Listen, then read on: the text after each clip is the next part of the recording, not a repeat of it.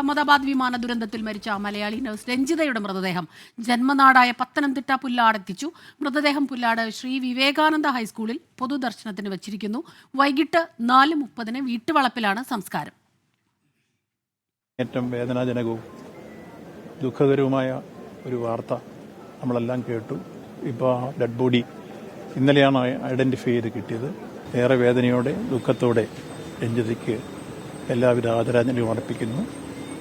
ഈ വിഷമത്തിൽ, ഈ നാടിന്റെ ദുഃഖത്തിൽ സംസ്ഥാന ഗവൺമെന്റും പങ്കുചേരുന്നു. ഈ വിഷയവുമായി ബന്ധപ്പെട്ട് തുടർന്നുള്ള എല്ലാ കാര്യങ്ങളും കേന്ദ്ര സംസ്ഥാന ഗവൺമെന്റുകളും ബന്ധപ്പെട്ട വ്യോമസേനയും എല്ലാം ചേർന്ന് ഭാവി കാര്യങ്ങളെല്ലാം കൈകാര്യം ചെയ്യുന്നതാണ്.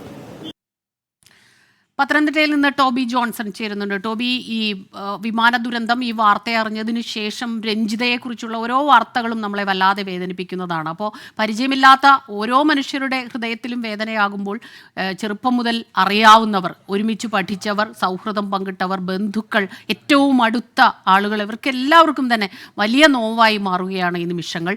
ഇപ്പോൾ അവിടെ പൊതുദർശനം നടക്കുകയാണോ? അടുത്ത ചടങ്ങുകൾ എന്തെല്ലാമാണ്? ആരെല്ലാം അവിടെ എത്തിയിട്ടുണ്ട്?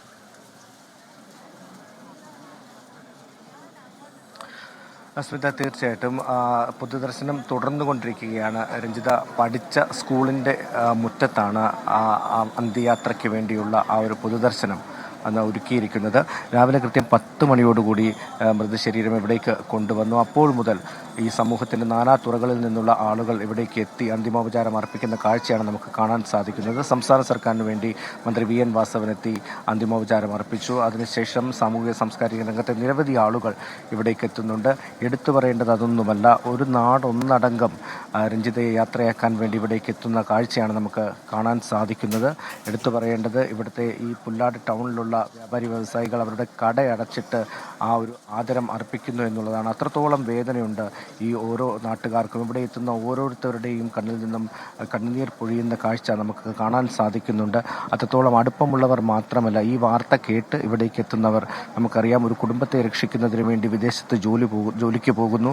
ആ വീടെന്ന സ്വപ്നം യാഥാർത്ഥ്യമാകുന്ന ആ ഒരു വേളയിൽ ഏതാനും 2 മാസങ്ങൾക്കുള്ളിൽ പാലുകാച്ചൽ നടത്തി സ്വന്തം വീട്ടിലേക്ക് കയറി താമസിക്കാം, അതിനുശേഷം നാട്ടിൽ സെറ്റിൽ ചെയ്ത് പിള്ളേർക്കൊപ്പം കുട്ടികൾക്കൊപ്പം ജീവിക്കാമെന്നൊക്കെ സ്വപ്നം കണ്ട് അവസാനത്തെ യാത്രയ്ക്ക് വേണ്ടി അല്ലെങ്കിൽ ജോലിയിൽ നിന്നും തിരിച്ചു പോരാനുള്ള ആ ഒരു കാര്യം ചെയ്തു തീർക്കുന്നതിന് വേണ്ടി ബ്രിട്ടനിലേക്ക് പോയ ആ യാത്രയിലാണ് രഞ്ജിതയ്ക്ക് ഇങ്ങനെയൊരു വിയോഗമുണ്ടാകുന്നത്. അതാണ് ഏവരെയും ദുഃഖത്തിലാക്കിയിരിക്കുന്നത്. നമുക്കറിയാവുന്നതുപോലെ ഈ അപകടം നടന്നപ്പോൾ നമ്മൾ കണ്ടതാണ്, രാജ്യം ഒന്നാകെ നടുങ്ങിയ ഒരു സംഭവമായിരുന്നു. അതിൽ നമ്മുടെ കേരളത്തിൽ നിന്നും മലയാളികളിൽ നിന്നും ഒരാളുണ്ടെന്ന് അറിഞ്ഞപ്പോൾ അത് എല്ലാവരെയും ദുഃഖത്തിലാക്കി. വലിയ ഞെട്ടലായിരുന്നു ഉണ്ടാക്കിയത്. ഈ കഴിഞ്ഞ ദിവസമാണ് 10 ദിവസമെടുത്തു DNA പരിശോധന കഴിഞ്ഞ് മൃതദേഹം വിട്ടുകിട്ടുന്നതിന് വേണ്ടി. അതിനുശേഷം മൃതദേഹം ഇന്ന് രാവിലെ തിരുവനന്തപുരത്ത് എത്തിച്ചപ്പോൾ സർക്കാർ പ്രതിനിധികൾ, മന്ത്രിമാർ ഉൾപ്പെടെയുള്ളവർ ചേർന്ന് അത് വാങ്ങി അതിനുശേഷം അവിടെ നിന്നും പുല്ലാടേക്ക് ഈ സ്കൂളിൻ്റെ മുറ്റത്തേക്ക് കൊണ്ടുവരികയായിരുന്നു. എന്തായാലും 2 മണി വരെയാണ് ഈ സ്കൂൾ മുറ്റത്ത് പൊതുദർശനം ഉണ്ടാകുക. അതിനുശേഷം തൊട്ടടുത്തുള്ള വീട്ടിലേക്ക് കൊണ്ടുപോകും. അവിടെയാണ് സംസ്കാര ചടങ്ങുകളെല്ലാം തന്നെ ക്രമീകരിച്ചിട്ടുള്ളത്.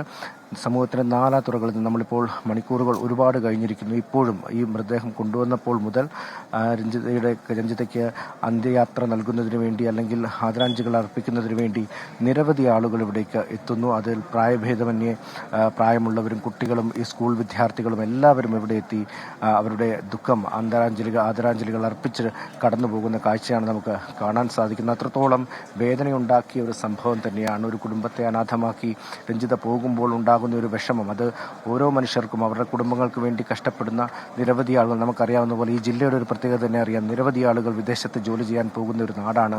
അതുകൊണ്ട് തന്നെ അങ്ങനെ ഒരു വിയോഗം ഉണ്ടാകുമ്പോൾ അത് എത്രത്തോളം വേദനയുണ്ടാക്കുമെന്ന് ഈ നാട്ടിലുള്ളവർക്കെല്ലാം തന്നെ അറിയാം. അതുകൊണ്ട് തന്നെയാണ് ഈ നാട്ടിലുള്ളവരെല്ലാം തന്നെ, ഈ ഒരു പ്രദേശത്തുള്ളവരല്ല, അതിനപ്പുറത്തേക്ക് പുല്ലാടിന് സമീപത്തുള്ള നാടുകളിൽ നിന്ന് പോലും ആളുകൾ ഇവിടേക്കെത്തി അന്തിമോപചാരം അർപ്പിക്കുന്ന കാഴ്ചയാണ് നമുക്ക് കാണാൻ സാധിക്കുന്നത്. 2:30 വരെ ഇവിടെ ഈ പൊതുദർശനം ഉണ്ടാകും. അതിനുശേഷം സംസ്കാര ചടങ്ങുകൾക്ക് വേണ്ടി മൃതദേഹം വീട്ടിലേക്ക് കൊണ്ടുപോകും. സ്മിത. ടോബി ജോൺസണാണ് വിവരങ്ങൾ നൽകിക്കൊണ്ടിരിക്കുന്നത്. ടോബി, നമ്മൾ രഞ്ജിതയുടെ ഓരോ സോഷ്യൽ മീഡിയയിലെ ചിത്രങ്ങളും സുഹൃത്തുക്കൾ പങ്കുവച്ച വിവരങ്ങളും ഒക്കെ കണ്ട് അതിൽ നിന്ന് നമ്മൾക്ക് മനസ്സിലാക്കാൻ കഴിയത് ജീവിതത്തിൽ തോറ്റുപോകാതെ മുന്നോട്ട് പോയിക്കൊണ്ടിരിക്കുന്ന ഒരു പോരാളി തന്നെയായിരുന്നു രഞ്ജിത. അതുകൊണ്ട് തന്നെയാണ് ഒരു പക്ഷേ ഈ ദുരന്ത വാർത്ത അറിയുന്ന ഓരോരുത്തർക്കും അത് വല്ലാത്ത വേദനയായി മാറുന്നതും. പിന്നെ കുഞ്ഞുങ്ങളുടെ ആ ഒരു ദുഃഖമൊക്കെ തന്നെ നമ്മൾ ആ ദിവസങ്ങളിൽ കണ്ടതാണ്. ഇപ്പോൾ വീട്ടിലേക്ക് കൊണ്ടുപോയി അവിടെ 4:30 സംസ്കാരം. അതിനു മുൻപ് അവിടെ ഒരു പൊതുദർശനം അത് സാധ്യമാകുമോ? ഇതിപ്പോൾ ദിവസങ്ങൾ അല്ലെങ്കിലും കഴിഞ്ഞു പോയിരിക്കുന്നു. ഓരോ നടപടികളും കാരണം അത് ഇത്രയും ദിവസങ്ങൾ പിന്നിട്ടിരിക്കുന്നു. കുടുംബാംഗങ്ങൾ എവിടെയാണുള്ളത്? അമ്മയുണ്ട്, മക്കളുണ്ട്, സഹോദരനുണ്ട്. അപ്പോൾ അവരെല്ലാവരും വീട്ടിൽ തന്നെയാണോ ഉള്ളത്? അവിടെ ഒരു ചെറിയ രീതിയിൽ ഒരു പൊതുദർശനം ഉണ്ടോ? അതിനുശേഷമാണോ സംസ്കാരം ഉണ്ടാവുക? സ്മിത, അതിൽ ചില നിയന്ത്രണങ്ങൾ കൊണ്ടുവന്നിട്ടുണ്ട്. കാരണം ആ വീടിൻ്റെ അവിടേക്ക് പോകുന്നതിലുള്ള ബുദ്ധിമുട്ട് അതൊരു ചെറിയ പ്രശ്നമുണ്ട്. അതുകൊണ്ട് തന്നെ ഈ സംസ്കാര ചടങ്ങുകൾക്ക് ബന്ധുക്കളും അതുപോലെ തന്നെ ഇവരുടെ സമുദായവുമായി ബന്ധപ്പെട്ട ആളുകളും മാത്രമേ ഉണ്ടാവുകയുള്ളൂ. ചില നിയന്ത്രണങ്ങൾ ഉണ്ട് എന്ന് തന്നെ നേരത്തെ തന്നെ കുടുംബം അറിയിച്ചിട്ടുണ്ട്. അവിടെ സ്ഥലപരിമിതി ഉള്ളത് കൊണ്ടാണ് പൊതുദർശനം ഇങ്ങനെ ഈ സ്കൂളിൻ്റെ മുറ്റത്തേക്ക് മാറ്റിയത്. അതുകൊണ്ട് തന്നെ വീട്ടുവളപ്പിൽ പൊതുദർശനം ഉണ്ടാകില്ല എന്നുള്ളൊരു വിവരമാണ് അറിയിച്ചിട്ടുള്ളത്. അമ്മയും മക്കളും എല്ലാം തന്നെ അവിടെയാണ് ഉള്ളത് എന്നാണ് നമുക്ക് മനസ്സിലാക്കാൻ കഴിയുന്നത്. എന്തായാലും അവിടെ ഒരു പൊതുദർശനത്തിലേക്ക് ഇനി കാര്യങ്ങൾ പോകില്ല എന്നുള്ള വിവരം അറിയിച്ചിട്ടുണ്ട്. നേരത്തെ തന്നെ ഇന്നലെ തന്നെ ആ കാര്യങ്ങൾ പറഞ്ഞിട്ടുണ്ട്. കാണാൻ സാധിക്കുന്നവർക്കെല്ലാം തന്നെ അവസാനമായി ഒരു നോക്ക് കാണാൻ ആഗ്രഹിക്കുന്ന എല്ലാവർക്കും ഇവിടെ വന്ന് കണ്ട് അന്തിമോപചാരം അർപ്പിക്കാനുള്ള അവസരം ഒരുക്കുന്നുണ്ട്. ആരെങ്കിലും അവസാനം വരെ ഈ പൊതുദർശനം എല്ലാവരെയും ഇവിടെ രഞ്ജിതയ്ക്ക് അന്തിമോപചാരം അർപ്പിക്കാനെത്തുന്ന എല്ലാവർക്കും കാണാനുള്ള അവസരം ഒരുക്കിയിട്ടുണ്ട്. അതിനുശേഷമായിരിക്കും ഇവിടുന്ന് മൃതദേഹം അങ്ങോട്ട് കൊണ്ടുപോകുക. എന്തായാലും വീട്ടുവളപ്പിൽ മറ്റൊരു പൊതുദർശനമോ കാര്യങ്ങളോ ഒന്നും തന്നെ ഉണ്ടാകില്ല. നേരത്തെ സ്മിത ചോദിച്ചതുപോലെ തന്നെ ഒരു കുടുംബത്തെ താങ്ങി നിർത്തുന്നതിന് വേണ്ടി നമുക്കറിയാവുന്നതുപോലെ ആ വീടെന്ന് പറയുന്നത് ഒരു വലിയ സ്വപ്നമായിരുന്നു.